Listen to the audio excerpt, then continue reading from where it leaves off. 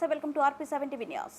తెలంగాణ రాష్ట్ర ఆవిర్భావ దినోత్సవ వేడుకల్లో ఎమ్మెల్యే పవర్ రామారావు పాటిల్ పాల్గొన్నారు. భైంసా ఏరియా ఆసుపత్రిలో భైంసా మండల పరిషత్ కార్యాలయంలో నిర్వహించిన వేడుకల్లో ఆయన పాల్గొన్నారు.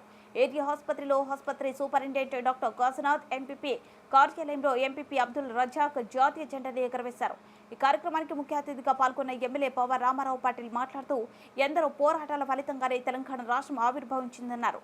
పార్లమెంట్లో అప్పటి ప్రతిపక్ష నేత బీజేపీ నాయకురాలు సుష్మా స్వరాజ్ రాష్ట్ర ఏర్పాటు కోసం ఆమె చేసిన కృషి అభినందనీయమన్నారు. ప్రొఫెసర్ జయశంకర్ సార్ సేవలను స్మరించుకున్నారు. ప్రాణ త్యాగాలు చేసిన వారి పోరాటం ఫలితంగా రాష్ట్రం ఏర్పాటు అయిందన్నారు. ప్రతి తెలంగాణ వాసులకు నా తరఫున ఆవిర్భావ దినోత్సవ శుభాకాంక్షలు తెలియజేస్తున్నాను.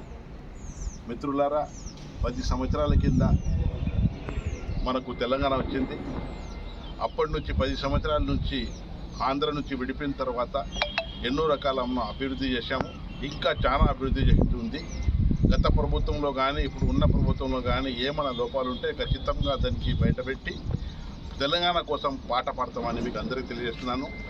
మరి ఒక్కొక్కసారి ఏదైతే సుష్మా స్వరాజ్ మా ప్రతిపక్ష నాయకులు భారతీయ జనతా పార్టీ వాళ్ళు ఉండరు, వాళ్ళు తెలంగాణ కోసం వారోజు పార్లమెంట్లో సపోర్ట్ ఇచ్చిన దానికి, తెలంగాణ వచ్చిన దానికి ఆమె లేనನ್ನು కూడా ఆమెకు ఆత్మకు శాంతి కలగాలని, అదేవిధంగా ప్రొఫెసర్ జయశంకర్ కూడా అనుకుంది.